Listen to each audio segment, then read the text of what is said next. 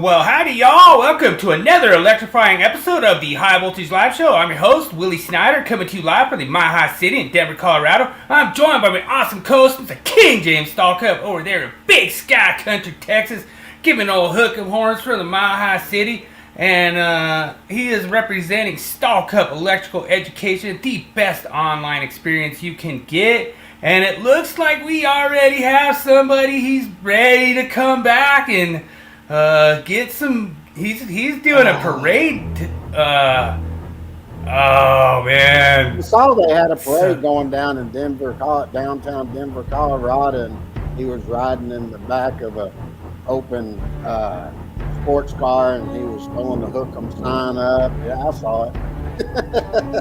I'll tell you what. He was hooking them down like this, like you went down, son. But that was like an epic win last week. Big shout out to Daniel. That was a crusher, man. Like, I don't think I'm gonna need a tiebreaker question this week. I think I don't know. We'll see. You know. Oh yeah. How do you Texas boys handle the snow, man? They don't handle it good, man. We don't handle it well here. The only snow I handle is when I go skiing. That's it. Dude, true story, Daniel. He said he wasn't going to fall the whole entire time he went skiing, and then he ended up falling in the parking lot getting out at the ski resort. No, that ain't what happened. I went to pick up Travis at his house, and I pulled up by the side. He has a side garage, and he had he had like where the curb was, and then where the sidewalk had come up like this, probably about an inch and a half above the curb. While I parked there, I opened the door and I wasn't paying any attention, and I got out, and I had a truck, and I stepped down and I caught right there on the edge of that sidewalk area there, and right when I did, my ankle started to roll. So what I did, I just did a tuck and roll straight over the sidewalk and rolled into the grass and got up, and Travis goes, "Shit." He goes, "You're already falling." And the reason that's funny is because when we started going, we'd been going like 3 years. I'd never been snow skiing before. And he didn't tell me, lean into the boot. I was trying to stand straight up. I was busting my ass all over that mountain. And then I was getting some snow boots new for my skis, and that he told me to lean into it. I said, "What for?" And he goes, "Well, you lean into it when you're skiing." I said, "No shit." He never told me. What Travis did, he took pictures of me while he was down the mountain with me in the snow, posting on social media. And so we got up there, man, and I went almost the whole day without falling, and then we cut down in between this ski lift. We thought it was blue, but it was black with moguls in it. And I skied, got down that whole thing, and we cut across, and then we had to go down another black, and we got all the way near the very end, and my legs had completely given out, and I was coming. I just couldn't turn. I was exhausted. I just laid it down. And he goes, "Dude, what are you doing? You almost did the whole thing." I said, "I'm too freaking tired, dude." I was worn the hell out going down those black moguls. So that's funny. That was my fall for the day, but I didn't fall that whole day. Then the next day I didn't fall either. So I figured out finally how to ski. So that's what the falling was all about. All right. Well, cool. Yeah, I really appreciate all the participation. It's crazy because I just went through this new thing where I was showing all the people that are participating on the Myth of the Week. And it's crazy. You see these big bumps every Tuesday, every time I post them. And this week it bumped really high. It's up over 50,000. So I really appreciate you all out there for, jumping in and joining the Myth of the Week and participating. It's a lot of fun. And what'd you think about the meme? I always think it's like little arguments we get in here and there. Oh yeah, that's a good one. That's a good one. All right. Let's go ahead and run the meeting. All right. All right.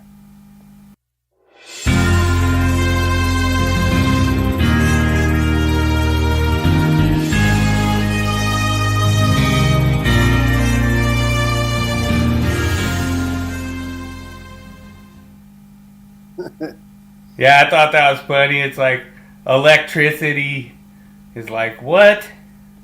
Hey, it was funny. Hey, it looks like your camera went out or something. Yeah, I don't know what's going on. I don't see you on there. But anyway, I want to take and before we get started, I want to show everybody what we have and everything. I've been getting a lot of calls from people all across the country, and first of all, I want to thank everybody, all the purchasing.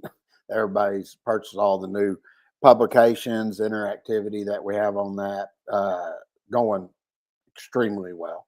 And of course, maybe because it's 50%. Oh, and that's another thing. You only have till tomorrow evening or till 12 o'clock next night. I'll be slowly but surely taking down the 50% on all the publications. So that was a 1 month deal. But one of the things that we have added, and I'm going to pull this up so everybody can see this, is we have taken and we've also put together now where we have the subscription service. So Nice. we've added a couple of things to the main page. And up here, we've also added at home. We come in, we've got everything about us, the training, consulting, special expert testimony, all that's been updated. But right here is your subscription page. And, or should I say just on the front page. And you can come through here and look at these. Say if I was wanting to look at the motor series, you come here and this has a list right here, shows you what's in there. Or you can just click here and it'll go over, open up its own page here. And you can set up, like for all the motor series, it's $14.95 a month. We have benefits of the plan and all this other stuff. But right here, we even show it here where you can come in and see which one of these, and you can see what the cost is for it and see you're getting a hell of a deal if you want to do it monthly. So we have it set up here where you can come in and subscribe, do whatever you want to do. You can buy them individually or just pay monthly. So, that's something a lot of people were like, you're going to have a subscription service again? Well, yeah, we're having it, but it took me quite a while to build all of this out. And I mean, it literally takes time to do all this stuff. So we went ahead, we put the subscription service together for everybody. If you want to have the subscription, pay monthly instead of paying one cost up front for something, you can have access to all these different, and where it's really, I think it's going to be very important, a lot of people are going to like, is if you're preparing for like your journeyman exam. And I'll give you an example here. I have the courses in here. I have the full publication. Then we have it, which has the questions and problems, but you can go to each individual one if you want right here.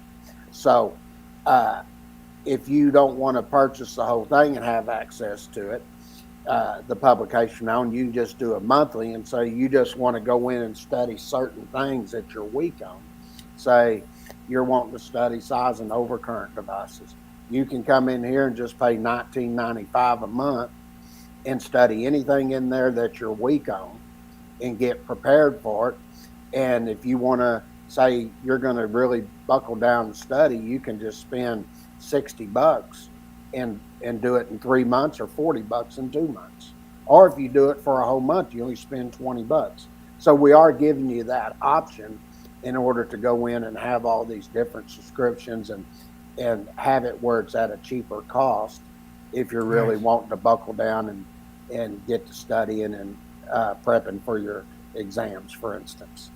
So yeah, and a lot of people think you have to spend like $500-$600 to get like a good study course, and to me that's the whole reason why I started the NEC Code page, was because I wanted people to have alternatives where they could just kind of almost use my page as like a flashcard thing. Mm-hmm. And I really like it. I actually crushed my NISAT 2 test when I went and just used my page as just flashcards going through different ones. And, I went back, like, I think all my questions go back like 6 years. So you could go back 6 years and look at all of them. So they're pretty primitive back then, but, it's really cool. It really means a lot that everyone can participate, and that's what's so fun about all this different stuff that we're doing. People can join in, just have fun. You don't have to join like an official classroom, environment. Like go for things you have to do.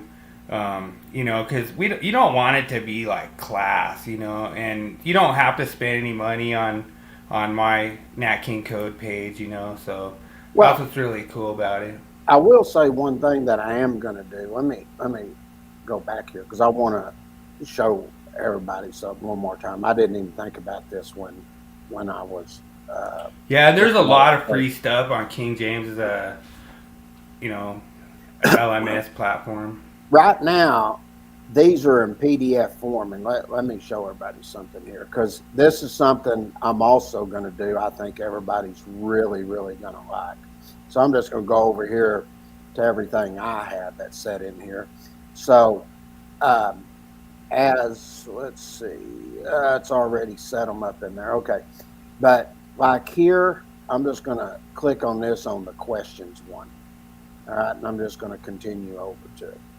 Right now, the way this is set up is, let me get it fit in, and then I'm going to. Does that say Gray Boy on there? I didn't think Gray Boy was publishing anymore.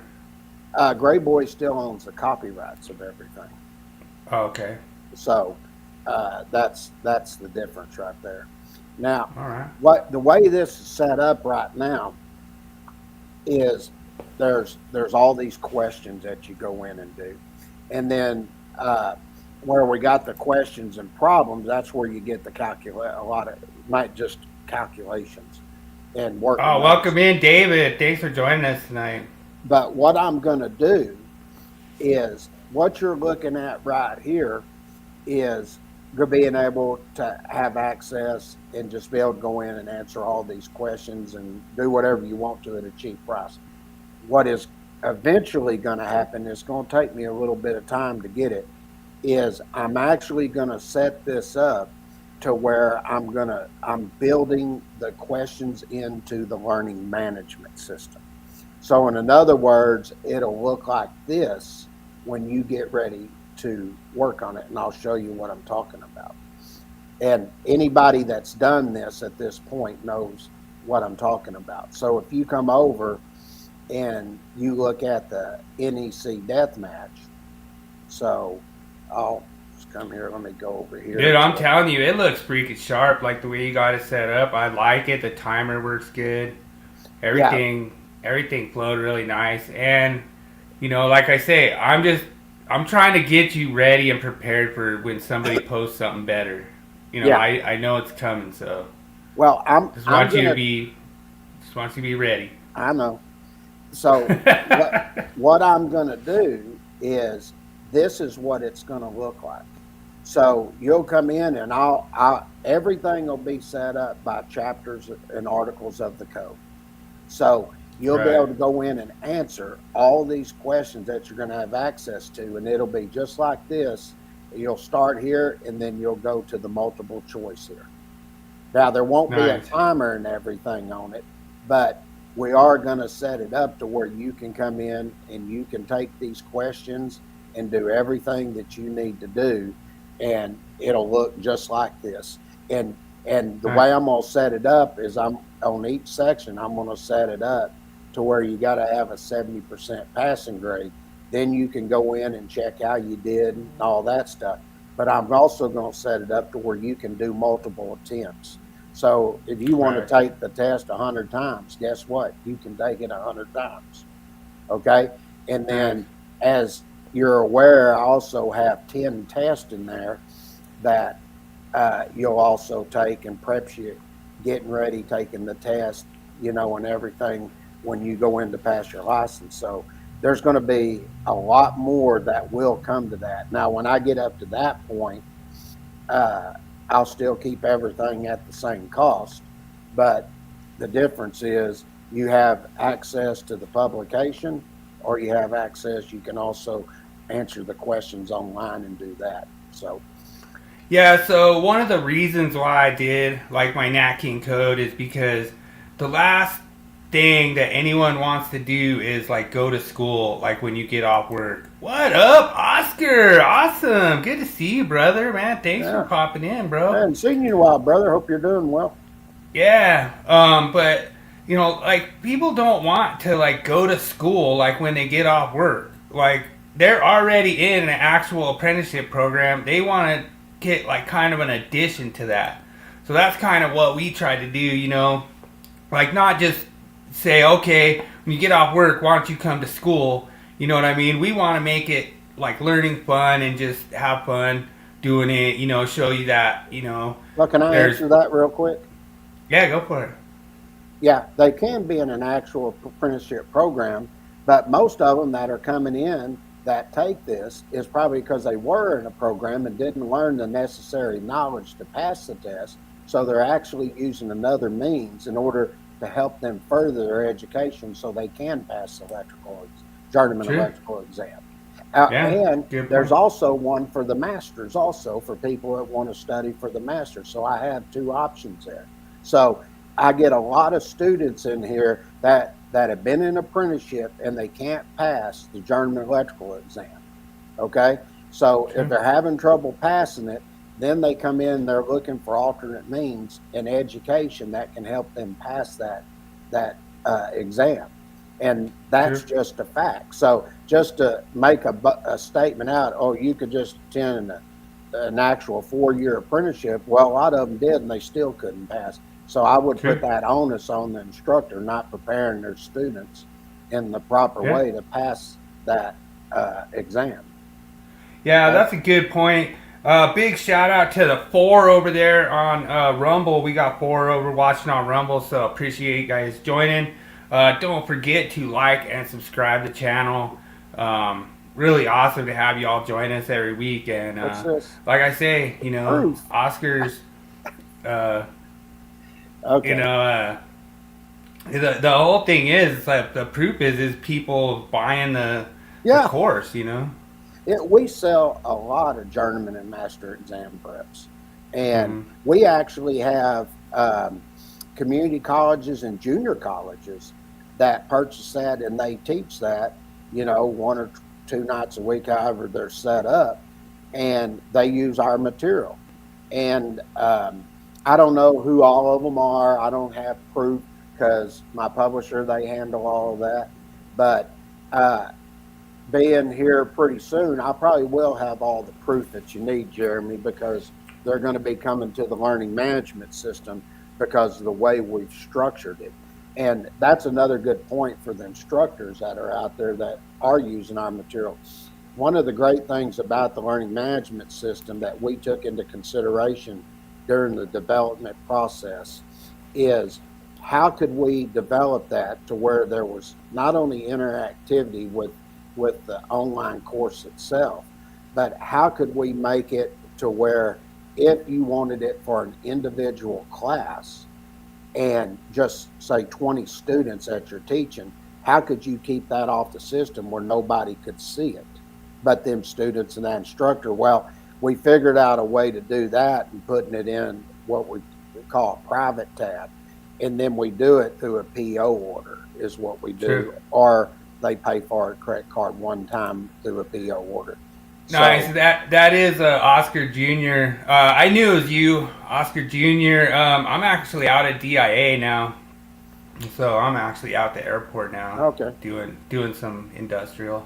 but yeah, that's how we developed it. And anyway, when we had a meeting with the publisher and I was showing them everything, they're extremely excited. And matter of fact, they liked it so much and were so impressed with the way the learning management system operates that anybody that's ever even purchased anything electrical from them, they're about to have a big email campaign go out, advertisement and everything about this system. And you're probably going to see that roll out probably around May or June, because they want to get it out right before September. They start the new schooling year and everything. So they're going to be pushing it out there. Yeah, there's some proof right there from David. We're really glad you got everything taken care of, David. Yeah, it's interesting he says that, and I've told this story. When I was 14, I started working for my grandfather. He was one of the biggest electrical contractors in Fort Worth, and I worked there all summer, 40 hours a week, and he did real well. I made money. I was doing well. Put it all back, and that's when I turned 16. I bought my Camaro, but I worked all the way till I worked through them all through high school, but when I turned 16, I actually worked half a day through ICT, which was Industrial Cooperative Training, for half a day. And I did that through my whole year, and then I worked 40 hours through the summer. Well, by the time they did that, they added all the hours up and everything. I was given 2 years training because of all the work that I'd done up to that point. And I went. Oscar's telling Weedman to calm down in the chat. So I went. I know they're going to troll. So I went 2 years in the apprenticeship. I went through Local 116. He's not. He just sits in an office all day. Yeah. So I did 2 years, and then after that 2 years, since I already had 2 years given to me, at the age of 20, I took my journeyman and passed it.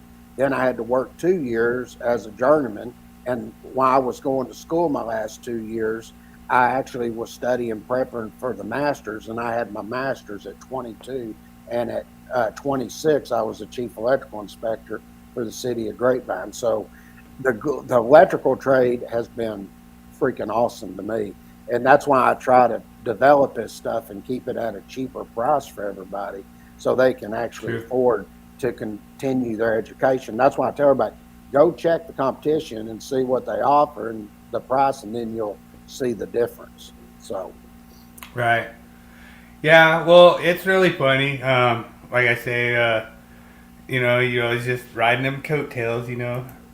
Oh yeah, because of Daddy. Yeah, it's funny, Jeremy, because I guess it was Daddy who's written the last 3 code change books. That would be me that did that, by the way.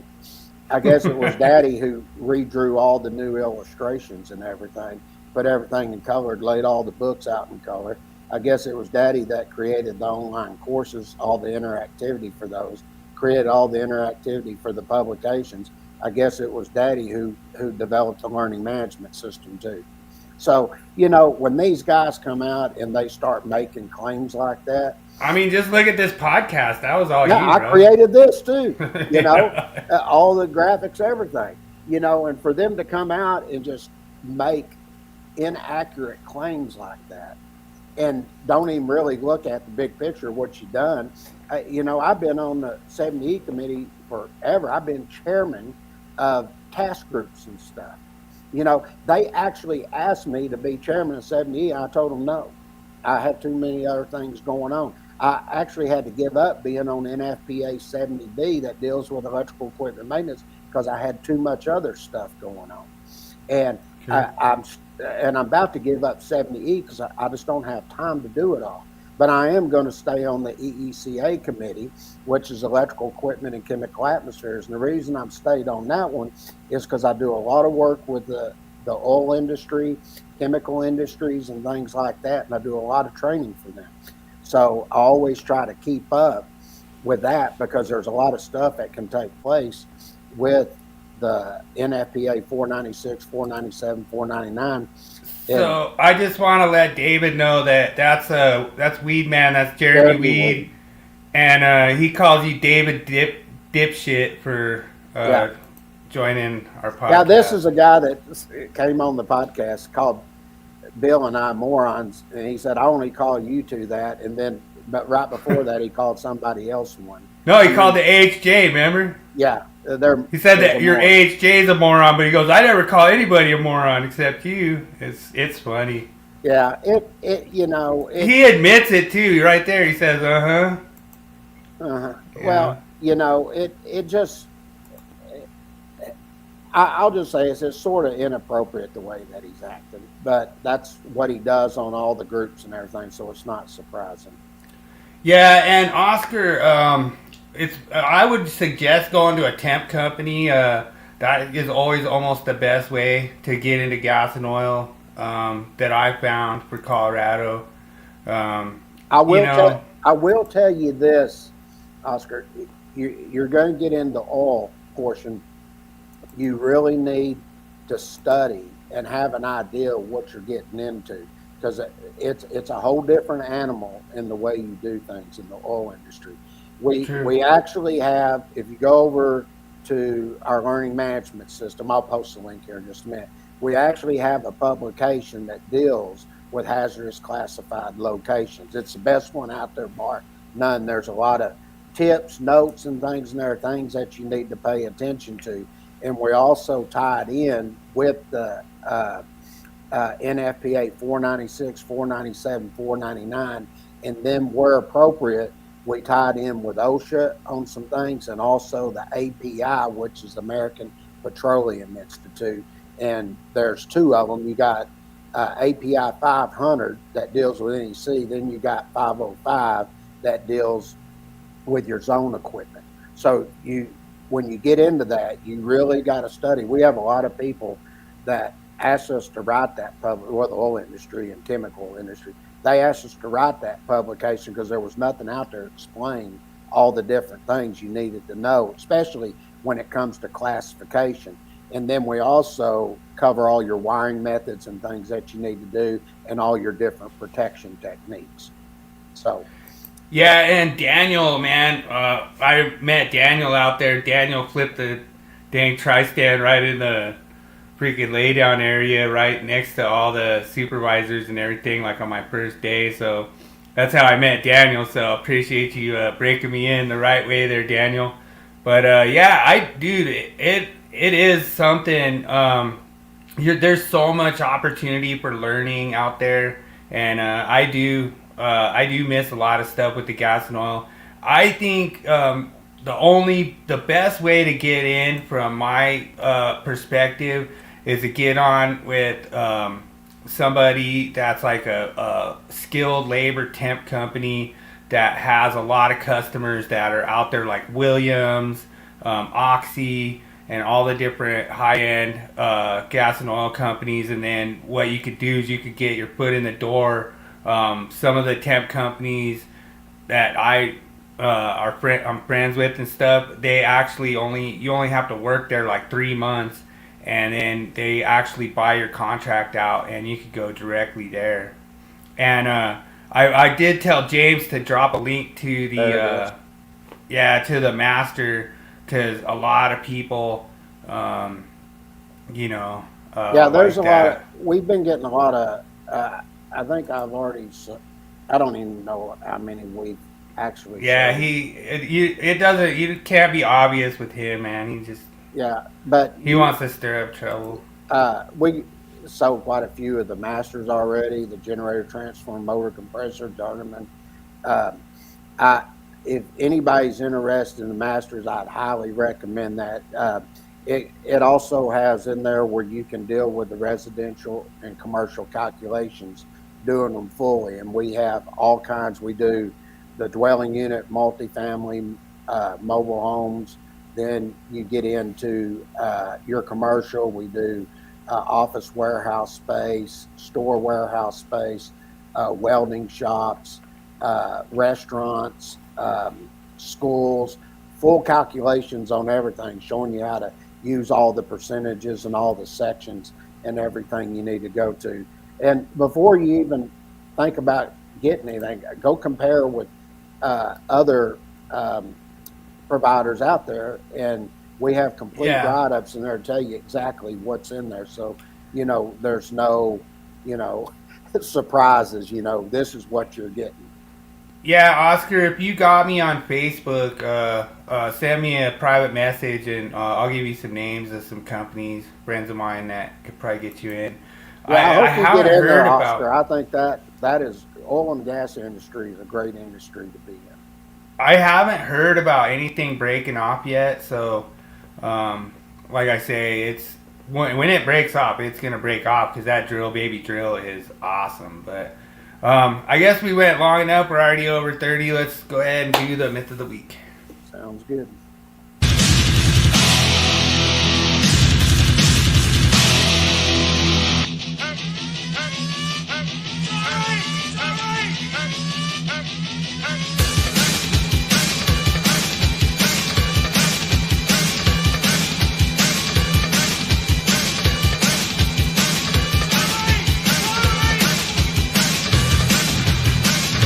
It's time for Myth of the Week.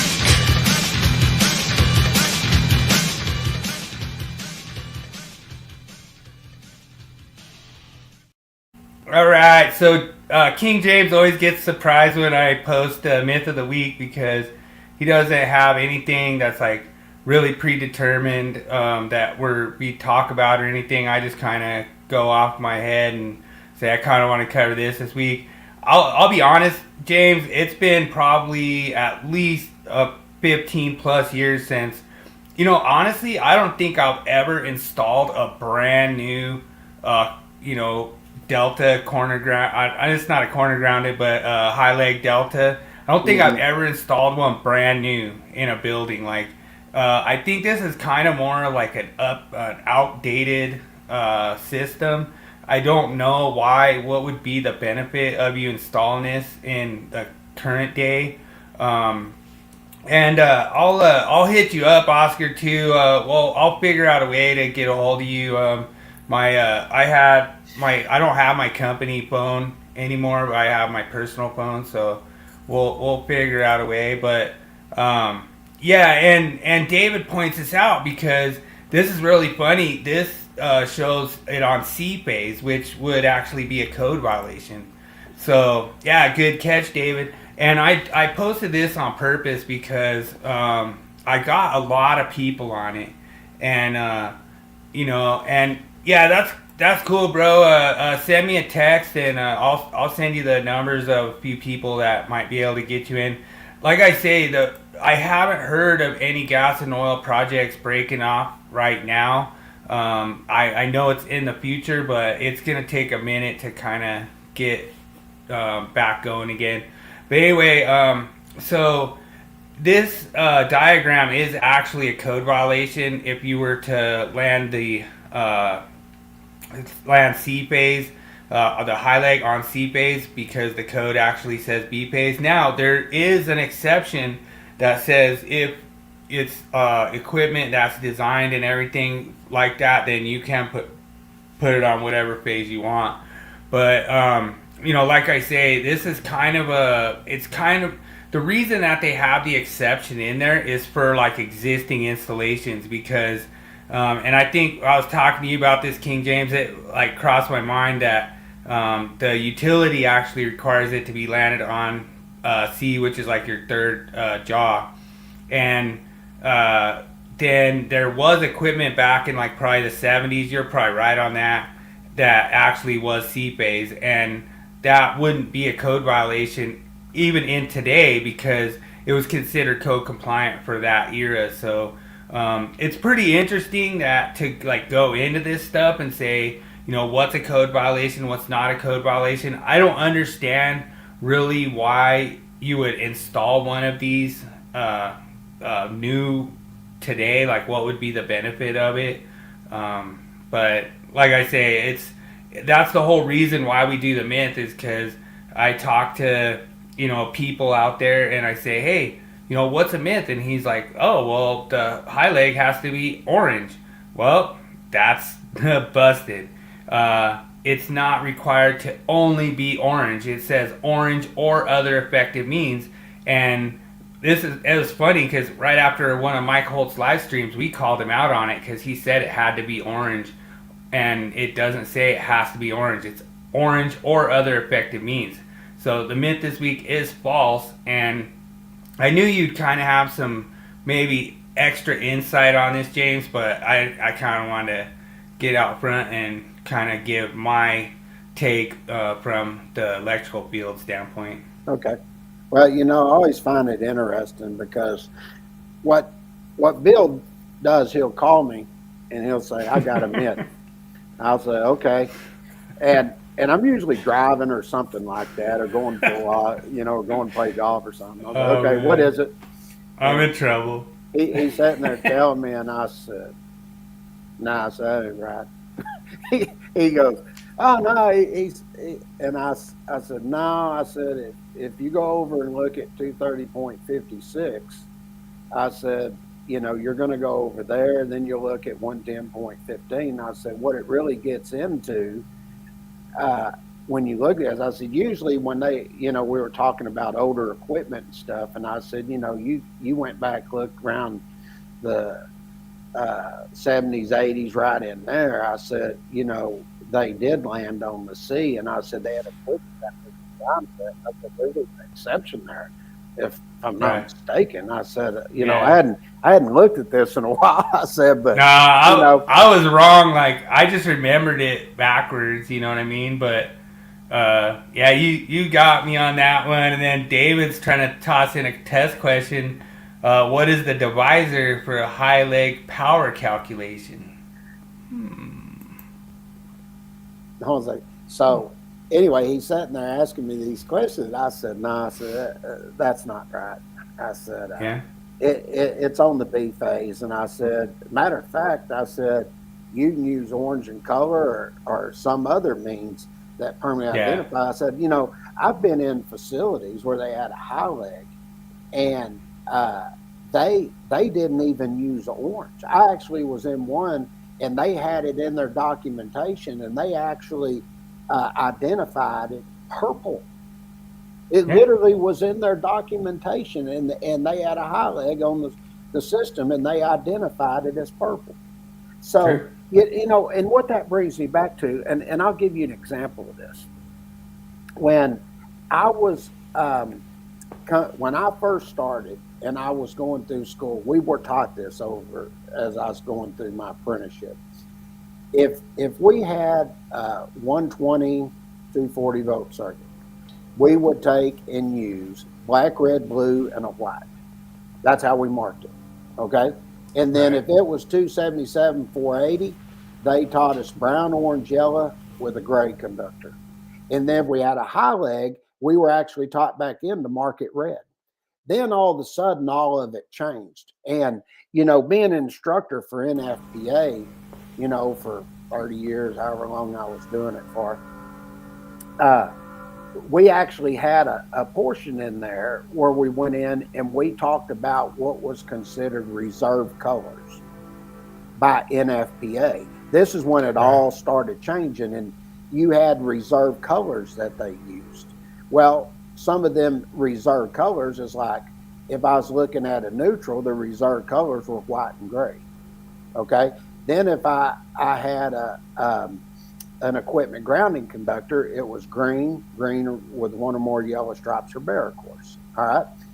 So, and then you got white and gray where you get in, you got different system voltages in the same enclosures. You got to identify that way. So we had those done. And then basically, other than orange that they identify for a high leg, every other color's up for use for whatever you want to use it for. So I could actually have a 120, 240 volt system, and at the facility there, they identify it brown, orange, yellow. Guess what? It's brown, orange, yellow. Yeah. You see what I'm saying? So yeah, it just has to be consistently labeled from your feeders out to your branch circuit per 210.5. And, like one of the things that I think's cool about it too is when you look at, we've done some medium voltage before. Where does it say in the code that you got how to identify medium voltage? That's the thing. We had to kind of come up with our own system, and what we did was we did like black, red, blue with like a purple stripe, and brown, orange, yellow with a purple stripe. Right. And that's how we knew it was A, B, and C, and then the purple stripe was your medium voltage, and that was legit. Like there was nothing that said we couldn't do that. And then one of the things that I probably want to do as like a myth coming up is how much of the conductor do you have to identify? What is the code compliant identification? A lot of guys are like, oh no, it has to be 6 inches. It's like nothing in the code says it has to be 6 inches. Yeah. And what we do out in the patch, so you'll probably see out there if you go out there, Oscar, is what we do tiger stripes. So we do one wrap. We do like an inch, one wrap, an inch, one wrap, an inch, one wrap. That's how we identify out there because we're using a lot of tray cable. And that's the thing too, because some guys, they just gotta like call names and just talk names, and that's cool, Jeremy, you can say whatever, it's all good, but it at a point, it gets ridiculous basically. And it gets to the point where just like the people on here, you get tired of that, and I don't know why he continuously wants to, act that way, but settle down, James. Settle down. Oh, I know. But it gets to the point where people that they get tired of it, and all he's doing is hurting himself by going after people who don't agree with him, and him calling them names and all that stuff. That just don't work. So yeah, and I mean, for him to sit there and say your dad's not a special expert, he wasn't a chairman of Code Making Panel 16 and stuff, just makes him look silly. So Well, the only thing I'll say about that, he made the claim first he wasn't on there. Then I said, yeah, he was. This is a cycle. And at that time, they wasn't letting special experts on code making panels anymore. Well, for that cycle, why was Dad put on there as a special expert, not only on the panel, the chairman of the panel? And why did you see all these new members and everybody coming on? Well, the reason is because it's screwed up, and they needed somebody who knew what they were doing and had a lot of knowledge in the hazardous location field, and that's why he went on there. And then for him to say, yeah, you never said you never said that AHJ was an idiot either, but we proved that wrong. Well, and it of course I don't have documentation they did it. I was there. I know what happened. Basically, what you're saying is Dad and I are nothing but liars, even though, special experts wasn't supposed to be on there, and all of a sudden he is as a chairman. Why else do you think he went on there? I mean, it's not like I'm trying to make something up. It's just the facts, and you're going to sit there and say that about an individual that has received the most prestigious awards from UL, IEEE, NFPA, even IAI. He's gotten awards from IEC. He's gotten awards from the union that you actually teach for, Jeremy. And you're going to sit there and you're going to talk crap. I mean, that's call him an idiot. You're basically calling yourself an idiot. Yeah, that's despicable. You're going to say stuff like that. I mean, I just, But then again, he's a never stalker. He's for the other side. He simps for them other guys. He can say he doesn't, but it's true he does, because even when we show him some, like I said, here's Ryan Jackson. He said that you use table 110.26A1 in order to determine the arc flash boundary. Here's the link. He never said a word. That proves everything you need to know right there. And I'm not going to go back and find it and all that. Anybody that's followed any of the conversations, comments, everything, know that happened.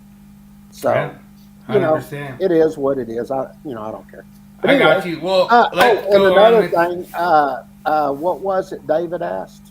I meant to come back to it. He asked a question on something. Was he? Let's see. Oh What yeah, is the divisor? Go for pen. 58%. Okay, so Oh yeah. I know what he was asking. I went into something. I was trying to finish my train of thought. So when he's doing the high leg for the power calculation, it's 58%. So Yeah, I thought you were talking about. Yeah, go for pen is weed man. so anyway, that's what it was. All right. So with all that being said, you ready to kick off the topic? Let's do it. All right.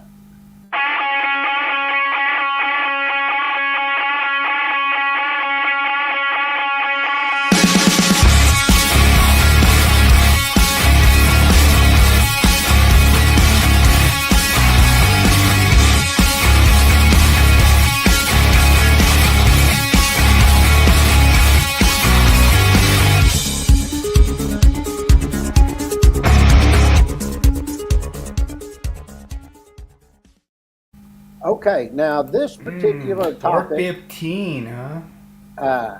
this ought to be really good because I actually had a message somebody sent me, and he's actually asked me to do it for this podcast. I told him I would because he's studying for his journeyman, and he was studying out of a publication, and he said, I don't quite understand what the 125% rule of thumb method is when you're sizing for your overcurrent protection devices. I said, well, I'll tell you what I'll do. Okay.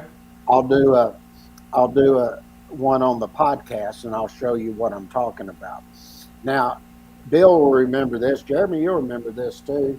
And anybody else that watched NEC Live, Derek had me come on. And I actually did 2 weeks. The first week I did was calculating your conductor ampasses, and the second week I tied it in with sizing the overcurrent protection devices. Well, when I started the thing, I said, now, when you're sizing your overcurrent protection devices, I said, if you size anything at 125% or less, you're going to go up to the next standard size overcurrent device. And I said, any percentage over that, you're going to drop down to the next standard size overcurrent device. And Derek goes, whoa, what'd you just say? And I said it again. He goes, I've never heard that. And I said, well, I'm going to prove it to you. And I said, matter of fact, I said, there's only 2 places in the code that doesn't hold true. I said, where you're dealing with your phase conversion where it's fixed loads. And I said, that's over in 455.7b. And I said, transformers, it gives you the option. And I said, and some of those you'll look at when you're looking at table 450.3a and b, there will be a note 1, and you go down and pick up note 1. It says shall be permitted to go up to the next standard size. So you could go up or down. Okay? I guess David wasn't talking about percentage.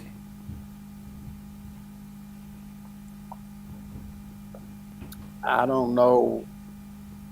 Saying 240 times the square root of 3 equals 415. I'll tell you what, David, next week I'll pull the calculation on that, showing it and showing where we do it, where you got that square root of 3 and we're doing it at 58%. So, okay. Well, I'll bring that up next week and show that these are good examples. I know where he's going with that, but we got a really good calculation that shows that.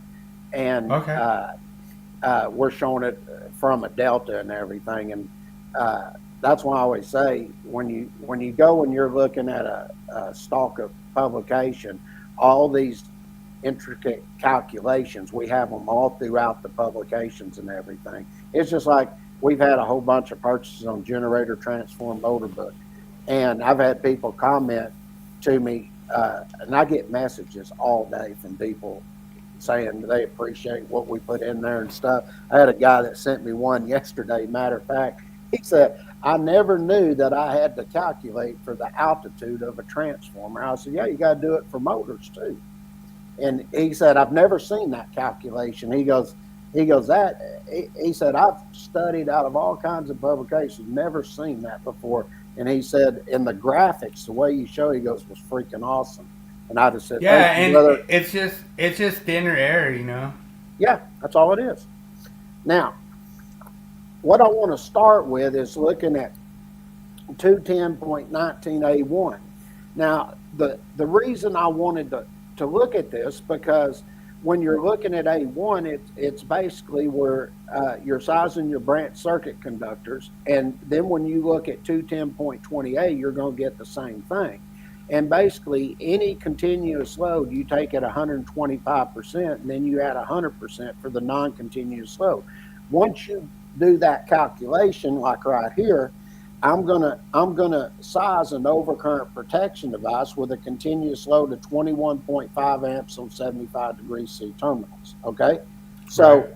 you take the 21.5 amps at 125% for that continuous load gives you 26.875 amps. We'll just round it up, looking at 220.5B to 27 amps. The next size above that, looking at table 240.6A, is what? A 30 amp overcurrent protection device. That Right. is simple. Now, when I started out in the training, that's something you learned right away, how to size the branch circuit and overcurrent. Doing 15, 20, 30 amp, we used to learn this right at the very first. The problem that a lot of people think is they feel like, okay, well, if I'm at 27 amps and I'm going up to 30, like that's a problem, you know? But the code says shall not exceed. So if we go from 27 up to 30, we're not exceeding, we're good to go. Let me give you another example. You'll notice in step 3, we put 240.4B right there. Okay? That's for devices rated 800 amps or less. All right? Right. Now, let's say I calculate a load, and let's say once I calculated the load, I come up with 58 amps. Okay? Now, this is where you're going to be looking at protecting the load or protecting the conductor. And I'm going to give you an example. Now, we'll say at 75 degrees C terminals. If I go look at table 310.16, I pick up the 75 degrees C column, come down and look at the next size above 58 amps. That's going to be 65 amps, which is a number 6 conductor. Now, based on 240.4B, it says I can protect the load, or it has in parentheses, or the conductors. So in this case, I could have taken and put per table 240.6A, I could have put a 60 amp overcurrent device on there, or I could have put a 70 amp protecting the conductors. Okay. Yeah, and keep in mind that a lot of times if you're doing that, like if you're just randomly changing the overcurrent device in the middle of your podcast, you might have to change your equipment grounding size. Sure. Now, this is one, Jeremy, I hope you're still here because I know you're going to argue about this. You know, one of the things that I brought up when I was... There's no minimum! Yeah. and I was explaining to Derek, and I forget who all was on there. But anyway, I said, this is one where you're going to get higher percentages, okay? And I said, in this case, we establish a minimum, neck size, and maximum size. But you can still go below what that minimum size is, but you have to establish some minimum to start with. And, you know, it's basically what we consider the minimum starting current. Yeah. And when you go and look at, and I'll give an example because I'm going to show this in a minute. I can go look at 440.22A, and they've got a minimum and maximum on there, and they say there's no minimum there. I said, sure there is. It's where your starting point is. I said, if you go look at those AC units, and you'll see they'll have HCR, hacker breaker rating size, you'd see some nameplates say minimum and maximum. Well, if there's no minimum they could put on there, how the hell could you even put that on the nameplate? So what they're basing that off of is they have 175%, which is considered the minimum starting current, and then you have 225%, which is considered do not exceed that. That's maximum. Your maximum. And the thing is that if they didn't have that 175% minimum, they'd have no starting point. But you could go below 175%. It's not saying it's the code minimum. No, it's a starting point.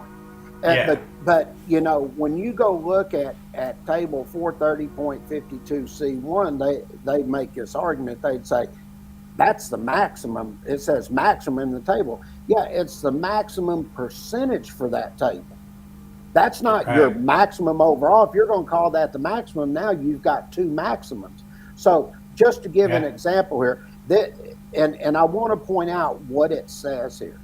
If I read here 430.52C1, it says in accordance with table 430.52C1, it says a protected device that has a rating or setting, now pay attention, not exceeding the value calculated according to the values given in table 430.52C1 unless permitted in A or B there. Okay, and we'll look at that. A just allows you, without doing anything further, you can go up to the next standard size, and B is where you actually get your maximum size. Okay, and when you look at this, you'll see all of those percentages there, everything I'm pointing out here is going to be above 125%. This is why I have made this statement. And what was funny, after I did it, Derek said that was the most educational calculation course he had heard explained.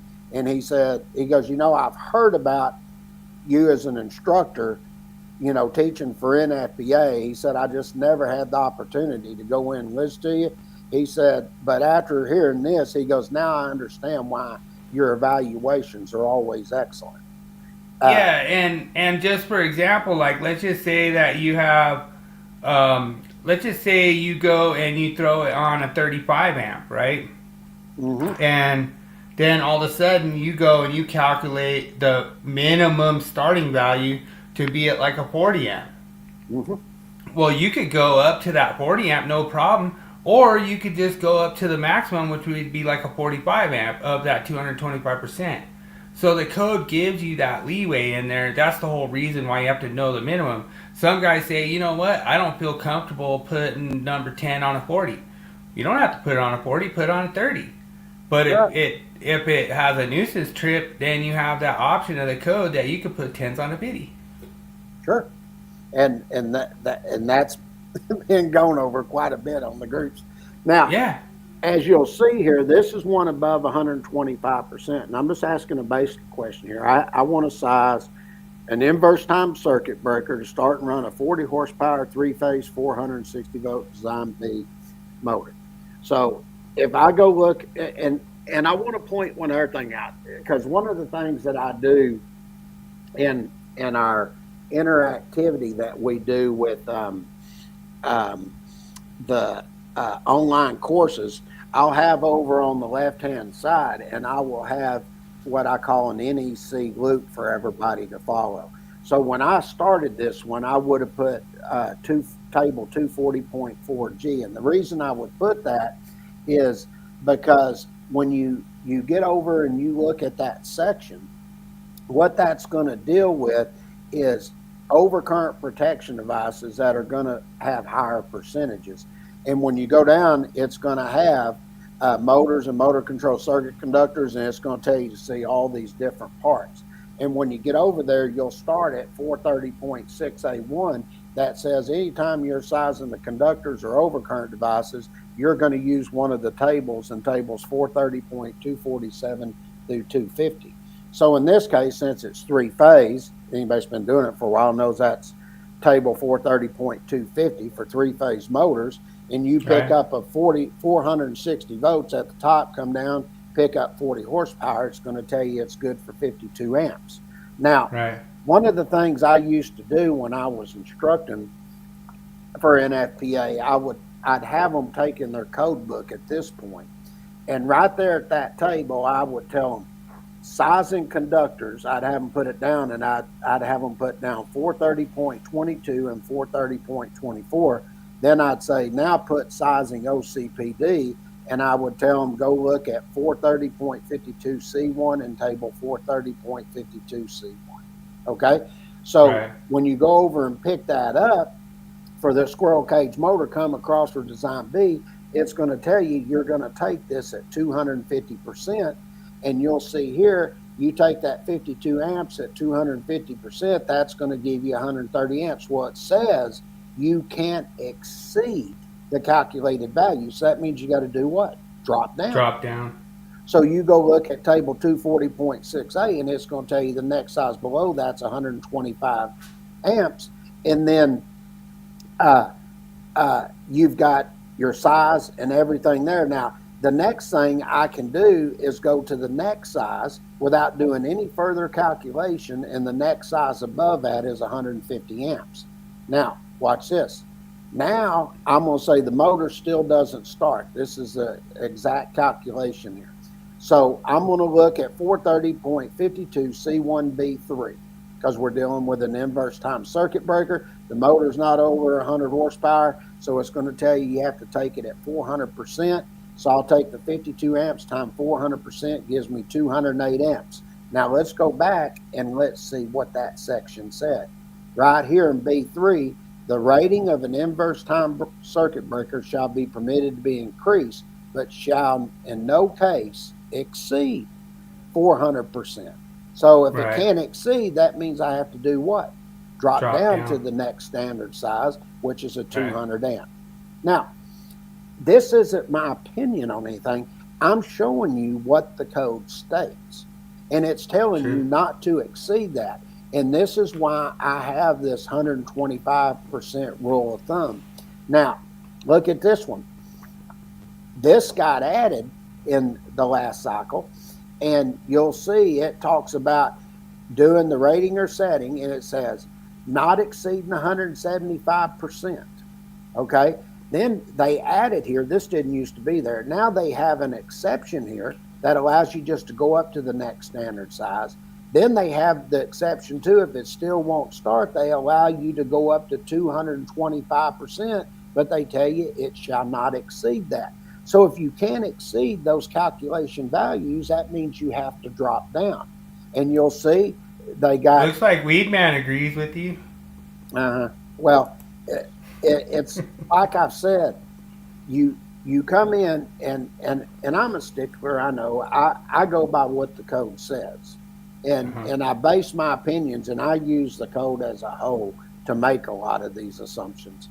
But when I'm looking at this, we're asking you, what are the minimum maximum size overcurrent protection device for an air conditioner unit? You have a compressor of 21 amps and a condenser of 1.5 amps. So if I do the first one for the minimum, just like you would see, and I'll say this, if you go look at the nameplate and they have minimum and maximum on there, how do you think they determine that? Well, in order to have the percentages of that table. That's right. And they're required to do that because you go look at OSHA. OSHA requires you to follow any electrical codes and installation standards, okay, in order to get that listing and labeling. It just wasn't willy-nilly threw on there because this is what they thought. There's certain protocols they have to follow. So I take that compressor, a 21 amps at 175%, then add the 1.5 amps for the condenser on there. That gives you 38.25 amps. The next size below that is a 35 amp. If it still won't start, I can go to the maximum at 225%. That's going to give me 48.75 amps, and the next size below that's a 45 amp. Okay. Now you got 10s on a 50. Yeah. Now watch this. I'm going to do one more here. Now let's look at a welder. Okay. It says each welder shall have overcurrent protection rated or set at not more than what? 200%. 200%. Okay. Well, rated or set not more than, so that means I have to do what? Drop down. Okay. So I've got a welder here, 68 primary current, and it says the multiplier is 200%. I take the 68 amps at 200%. That gives me 136 amps. Has to be rated at or set at not more than, so that means I have to drop down. So the next size below that's 125 amp overcurrent device. Now, I just gave you 3 examples of something you would see out in the field, real life stuff that you would actually run into. And I showed you exactly where the code is and why I came up with this 125% rule of thumb method. And everything I've shown at this point is correct. So hopefully, Matt, you have a better understanding of what I was talking about when we're applying the 125% rule of thumb method when you're doing your calculations. True, and a big shout out to Matt, dude. Thanks so much for the apprentices trying to like learn better. Even if you're licensed, even if you're already a master, there's always so much stuff to learn. I've been doing it 28 years, and I'm always learning every time we do these. And it seems like it is time for the Willie Quiz, where King James is gonna learn tonight. We're gonna find out what we're gonna do. All right. Good luck, Adam's Daniel. here. Oh, what's up, Adam? I just saw you popped on there. All right, Adam. I'm here. Cool. I invited Moss too, but I don't know if Moss will show up. Oh, okay. No worries. He knew I was going to be here tonight. Yeah, I don't know. I threw some Canadian stuff in there, so I think Adam might have some little leg up on you. Probably. It's not all just Texas tonight, baby. Pressure's on me to know this. See, he doesn't want to do anything that I'm familiar with. Now he's trying to find stuff I don't know about. I'm just trying to keep it fair for our guests. Like I want Adam to feel comfortable coming in here and not just getting bullied by old King James. Like King James that's all he does. He just bullies people on social media all the time. So I'm just trying to like kind of make it like level the playing field, just kind of chop him off at the knees, make it even for everyone. That's only the ECD boys. Okay, but it is true. It is true. All right. Let's cue your ass up. All right. All right.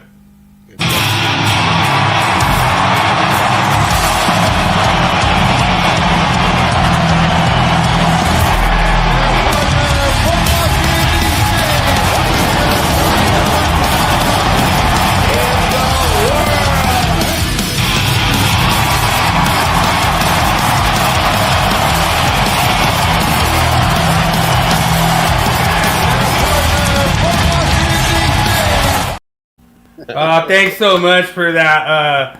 I don't know, like he must have been in my locker room or something, like when I was like working out or something. But Adam made a pretty sweet video. So, all right. So thanks for joining us for the Willie Quiz. Question number 1: which airline is widely credited with launching the first scheduled commercial flight in 1914? Was it A, Pan American Airways? Was it B, St. Petersburg, Tampa Aerobat line? Was it C, United Airlines? Was it D, Eastern Airlines? Or was it E, the D-Log in Germany?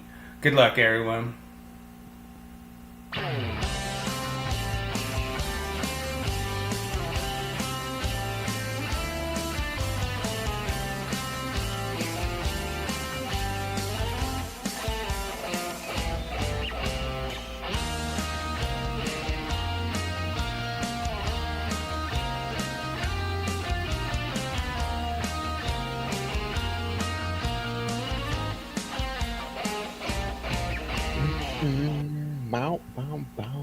Well, I'm gonna go right off the bat.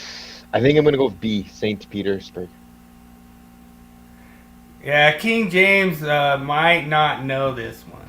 I know it was an airboat. I just didn't know it was St. Petersburg to Tampa. But I know it was an airboat, was the first commercial flight ever.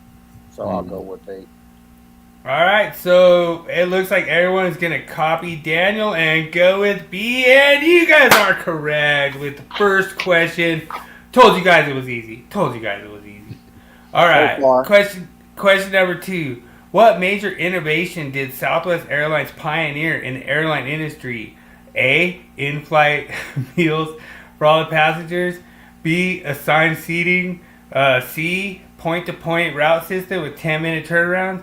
D, transatlantic low-cost flights. Or E, larger carry-on with, I should have probably put low-cost. Good luck, everyone.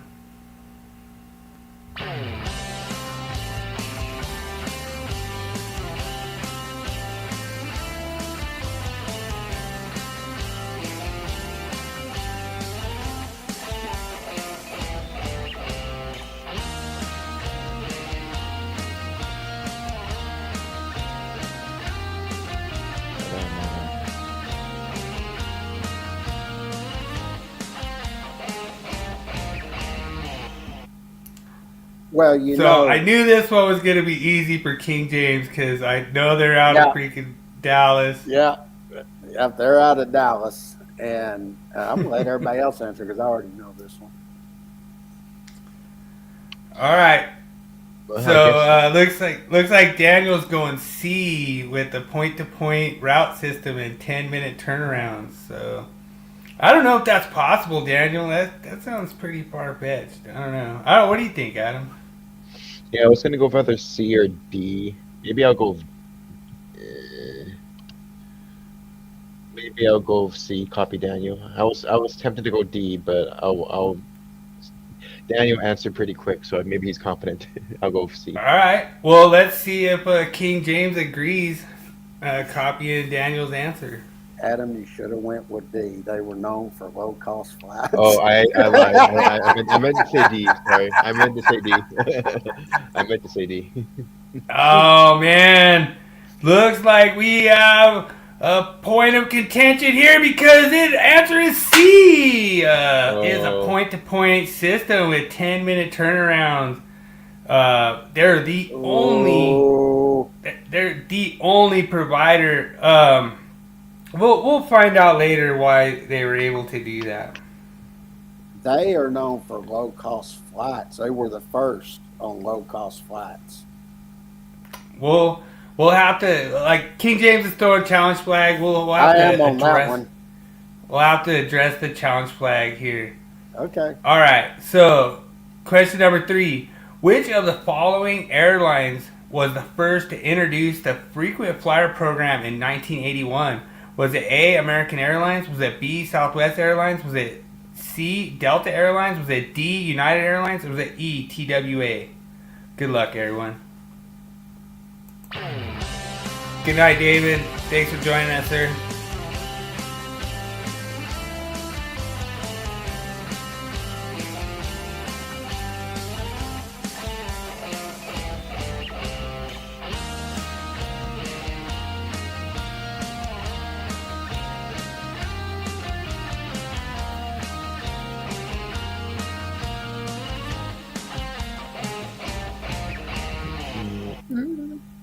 I know this one too. All right, I'll go first. I was gonna guess American Airlines. That's pretty good. I mean, American. Looks like Daniel copies you, Adam. Let's see what It's American King James.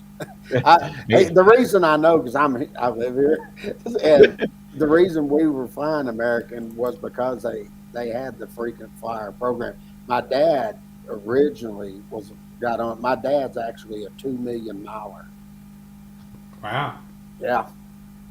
So. All right. Well, A is for American, and that is correct answer. A, American. Oh yeah, I remember when they came out with it. Matter of fact, they even were the first. They came out with the credit card for it that built points on top of that. So far, we'll have to see. We'll have a challenge from King James. So far, we don't have any incorrect answers. We have two. We have all right answers. All right. Southwest Airlines began operations in 1971, serving which initial 3 Texas cities? A, Dallas, Houston, Austin. B, Dallas, Houston, San Antonio. C, Dallas, Austin, El Paso. D, Houston, San Antonio, Austin. Or E, Dallas, Houston, El Paso. Good luck, everyone.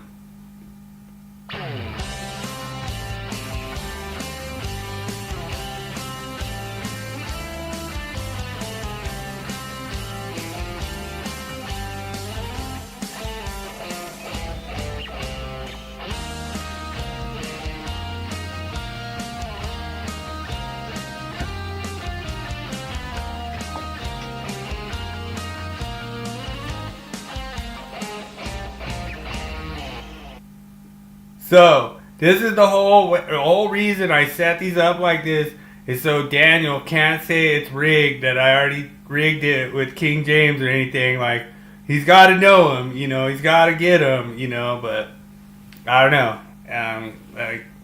Well, I know this one because I've flown out of. We used to take quick trips around there because they were low cost to these 3 cities, and I flew Southwest quite a bit. All right. Well, Daniel's going B.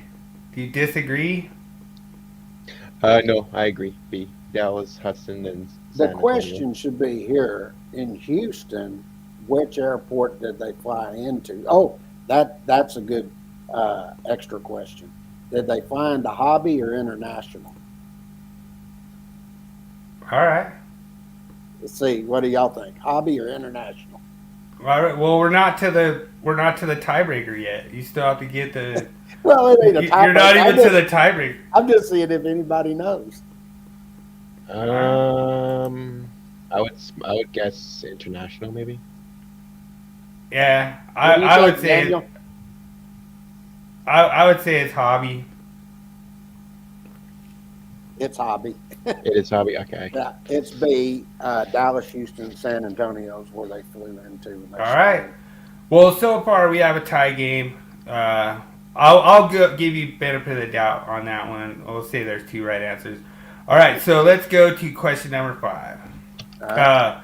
Which airline became infamous for setting the record for the longest nonstop commercial flight in 2019, covering over 19 hours from New York to Sydney?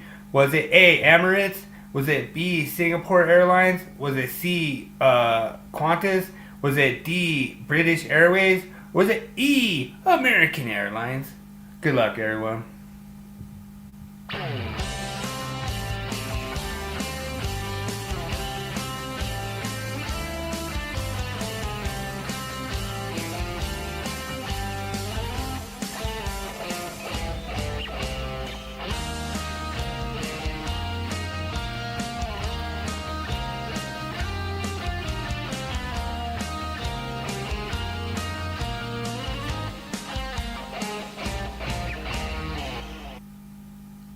I know this one too. This one's kind of a hard one, actually. It would be unless you've actually been on that flight.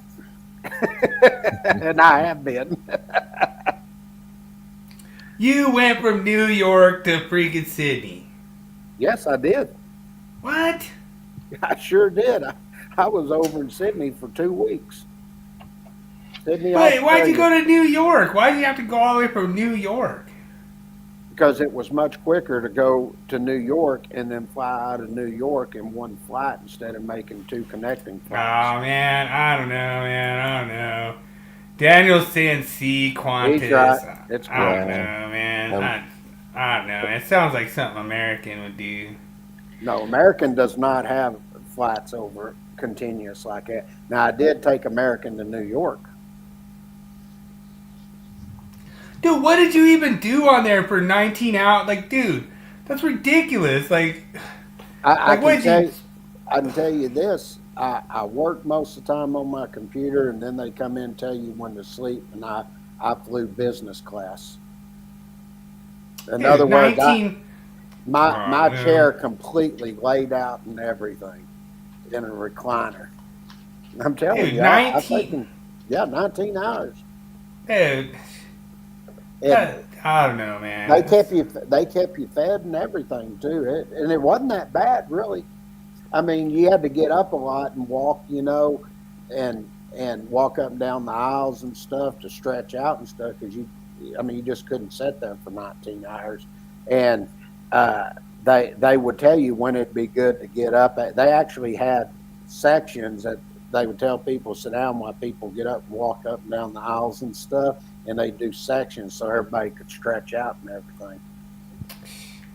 I don't know, man. That's crazy. I don't know if you heard about that, Adam, but...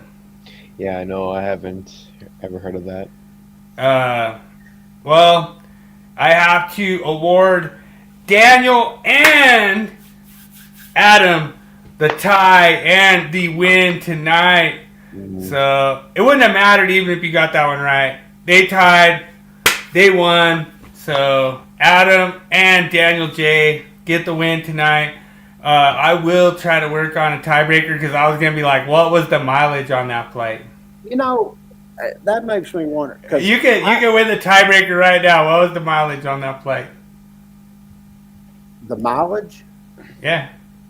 I would probably say. Oh, not probably say. I'm not You have to gonna have exact. I'm going to Google it right I now. won't Daniel's have it Googling it right exact. now. But I'd No. say probably about 2,400.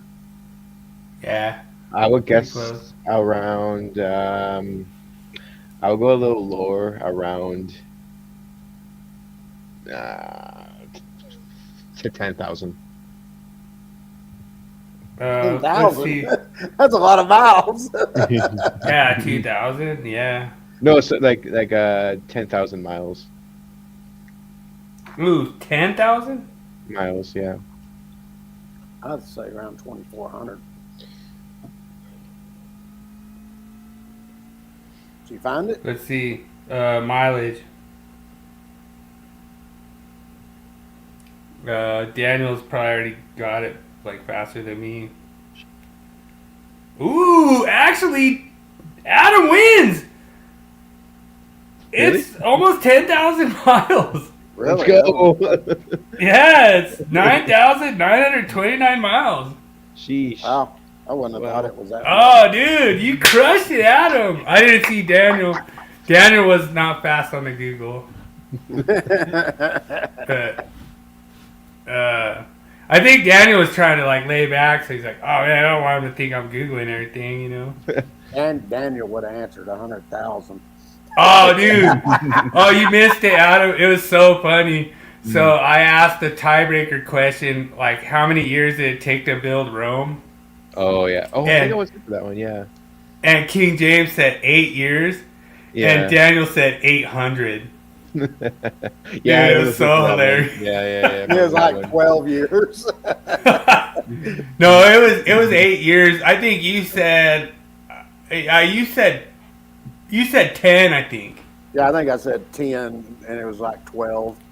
No, it's 8. It was 8 Or was it years. 8? Yeah, something like that. I don't. Yeah, so Romulus, literally, like, that's why they say Romulus is like a freaking god, because he basically went from a nothing town to Rome in 8 years.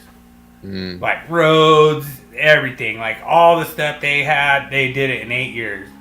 Wow. They said it's the fastest any society's ever built. Like they had the pentathlon, they had the all the stadiums, they had all the stuff in 8 years. That's Like we crazy. can't even build our stadiums in 8 years. That's nuts. Wow. Yeah, Incredible. so, Incredible. yeah, that's why we did it for construction, like construction innovation. But well, thanks for joining us, Adam, dude. Mhm. So awesome, man. God bless you, sir. Appreciate you coming God in, bless you both. joining us, man, and thank you so much. Congratulations on your win tonight. And like I say, he's like the 3-time champ now. So Something like that, yeah. Don't know how I do it, but yeah. yeah, he's already got 3 wins. So King James is kind of putting himself out there as a know-it-all, but he's getting crushed by intelligent individuals like you, Adam. So appreciate thank you you. Thank coming you. and joining us. I remember them having commercials with American Airlines, or not American, but Southwest, the lowest fares in the skies. They used to run them all the time. That's why I was like, it has to be lowest fares, because I remember seeing the commercials. And I remember flying them because they were so cheap. Well, I'm glad I put the bullshit answers in there so that I could get guys like you on there. But, well, you got the challenge flag out there. You could still tie if I say your answer's right. You could still tie, but Adam got the tiebreaker win. So I'm going to look at, what was that question again? what's that? What is I think it was question 2. West Airlines Known for? no. What did they innovate in the airline industry?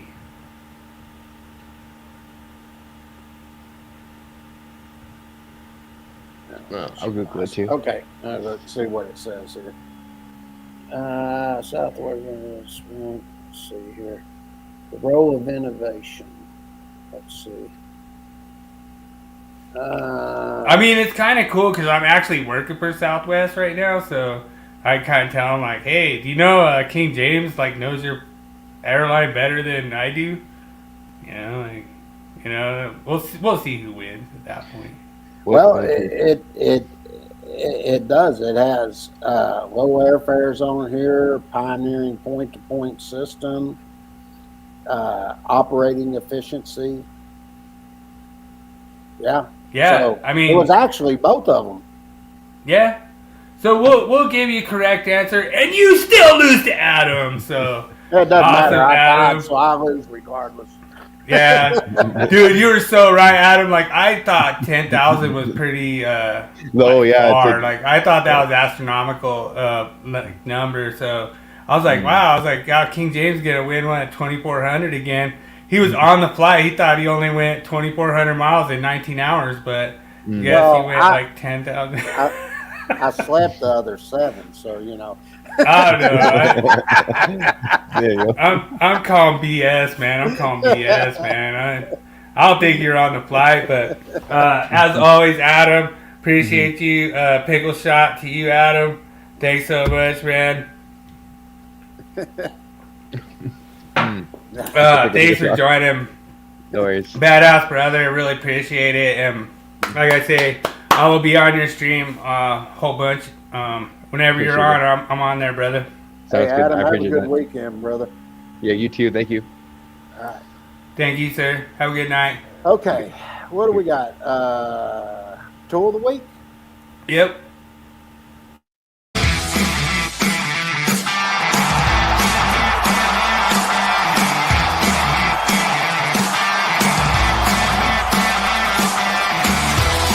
It's time for Tool Review of the Week. Sponsored by Electricians Only Tool Review and Nipex Tradesman.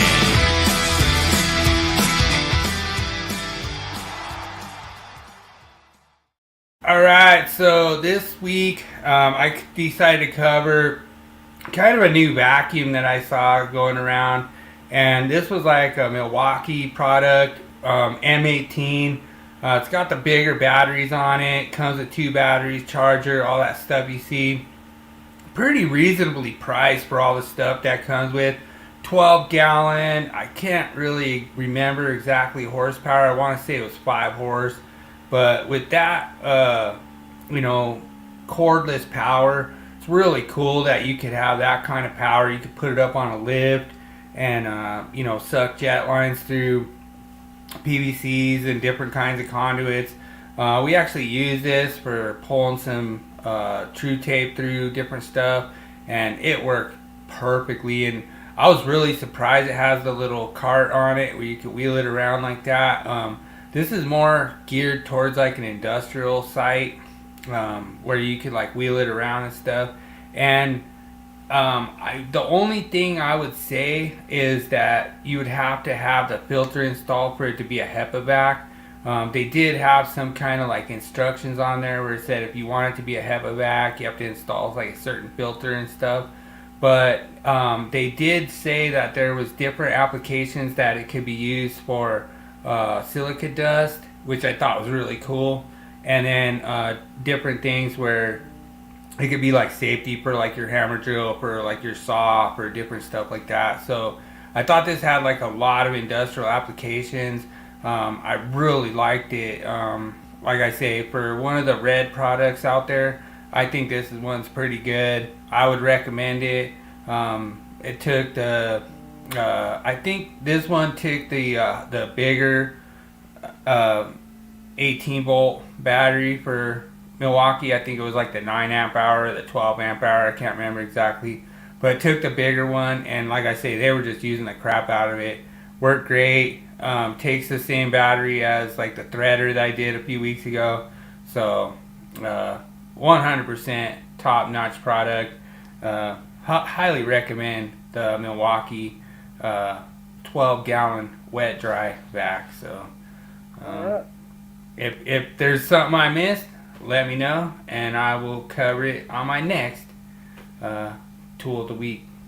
And all right, I will cover it again. I'll do it again. King Why James not? knows that. Why not? Yeah, it's all good. Big shout out to my fans out there with the big red Milwaukee guys. You know, there's guys I've seen them have their pack outs stacked all the way to the top of their roof. You know, I'm like, all right, that's cool, but I ain't doing it. But it's all good. All right, well, this question is actually the easiest I've done ever. Out of 90 questions, 89, 90 questions, this is the easiest. You'll have no problem getting a slam dunk on this one, unless you don't remember. But I think Let's you see do. what you got. Oh yeah, this was a new change. That's D7200. I was trying to remember. Yeah. What section? It was like 220.46 or 47, something like that. Yeah, it was definitely in 220 because you're going into calculations. I do want to like throw in some kind of maybe curveballs at you, where I actually say and is located at whatever section, you know, because then you know what I mean. You might not remember the exact section exactly, but yeah, I know it's somewhere in there. I don't remember. I think it's 46. Yeah, this was a new change. Like, there was a lot of people. Like, it was really cool. Like, the whole reason I posted it was because it was so easy. Sometimes you just go easy, and then you try to just... I get you, like, slipping because it's so easy, you know? But, you know, you never know. I mean, I might just throw in some curveballs time to time, like, fill in the blank, and then, you know, change the section or something. You know, I'll get you. I'll get you. I'll get you. Here's a good one. Oh yeah, 100%, dude. David is gonna be watching this tomorrow, and boom, David, we got King James. We got King James hard tonight, dude. I'm telling you what, like Adam is like he doesn't seem like he like. I think he's on to you, man. I don't know, like Adam's he's pretty smart dude. I don't know. We'll see. We'll see. I can guarantee you the whole reason Adam comes in, it's not rigged. Not rigged at all. Well, All right. I knew Southwest, they were known for low fares. That was like their main advertisement slogan for everything. And that's why they used to have, I'm trying to remember, I think it was every 30 minutes, if I'm not mistaken.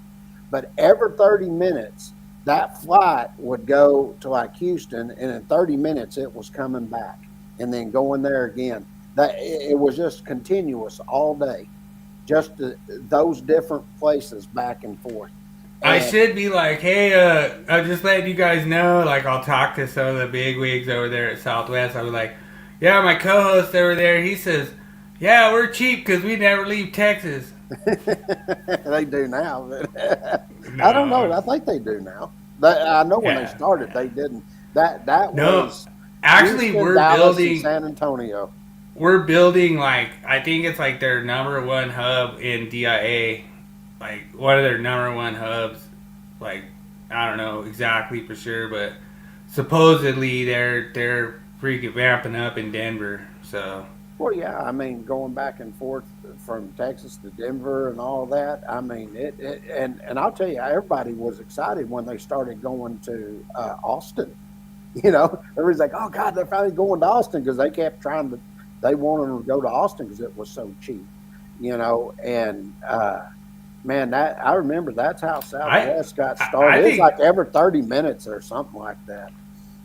I don't know. It says in the thing 10 minutes, but I don't know. I think that was 10 minutes 15 getting minute everything turnaround. off and turning everything around to get the plane ready. So yeah. But if I'm not mistaken, I think it was about every 30 minutes they were flying back and forth. I know it was quick, and you always could get a flight. And that's another one. And I asked this question: did they in Dallas? Did they fly out of DFW or did they fly out of Love Field? I want to say DFW just because I've been there. Well, they do now, but when they started, it was Love Field. I know because I drove over there and flew out of it. I was trying to remember one, and man, I thought they were going to do so good, but they were doing flights out of Upfield, and I can't remember the name, but I flew them like 3 times, and every seat, the whole plane was first class. The whole thing, you had plenty of leg room, everything, and they were always packed. And then they just left. I was like, what the hell? I mean, the flights were packed because it was a good price, and you were flying first class no matter where you sat. And they up and were done with. But they were a great airline. I wish I could. On the next Willie Quiz. Well, King James won't remember what name that was of that. I might if you showed it to me. You know, yeah, but maybe on multiple choice, but I don't know. More ways I could give our guests a chance to win. Like Adam, 3-time champ. Adam's maybe even 4-time champ. Adam's won a lot, and he's done good. That a lot of freaking ties, him and Daniel, and they get the wins from the ties. Good thing Daniel told me to make the tie is a win rule, and I like it, man. Tie goes to the guest, dude. I like it, man. Guest gets the win, no matter what. All right, let's go to the wall of shame. All right. Shame. Shame. Shame. Shame. Shame. Shame. Shame. Shame. All right, this one was posted by Joshua Splain, and this was posted on Marketplace, on Facebook Marketplace, and it was all paddleboard, $25. He's like, dude, that's a hell of a deal for a paddleboard. I like how the wires are just hanging out everywhere. I know. God dang. You could tell it's been out in the weather for like, that's not an EMA 3 enclosure. Like, you got those Scotch locks hanging down at the bottom. Yeah, like you just got like a NEMA 1 box. It's like, oh, we don't need that one anymore. We can just get rid of that one. And it got some other stuff like plugged in there. Like, it's being used right now, but $25. What the heck? I could take the board apart. Wow, that's unbelievable. That's actually installed that way. Wow. Yeah. That was pretty crazy. I really appreciate everyone joining us tonight. Dude, it was so awesome. David Englehart, like, always special to have David Englehart come in here, bring his insight, and we're gonna do one with King James doing that 58%, explaining that math on the high leg. I think it's interesting. To me personally, I kind of did the whole high leg thing as kind of a little bit of a joke because we just don't work on high legs anymore. So I don't know. I mean, it's just, I kind of did it as far as like code, but like, where are we moving forward with high legs? Like, we're just not using them anymore, and just bring 480 in your building, put a step down transformer, and call it a day. Yep. That's kind of where I'm with it, but. Thanks so much. We still have 3 over there at the Rumble side. Thanks so much, everyone, joining us on the Rumble side. Don't forget to like and subscribe to the channel. Appreciate you all for joining us. And I think I'm done for the night, James. I know Dad's probably over there doing this little, time to go eat. But I appreciate you. Appreciate everyone joining us. And as always, remember, make every day an easy day. Amen. Everybody have a good weekend. We'll see y'all soon. We out of here.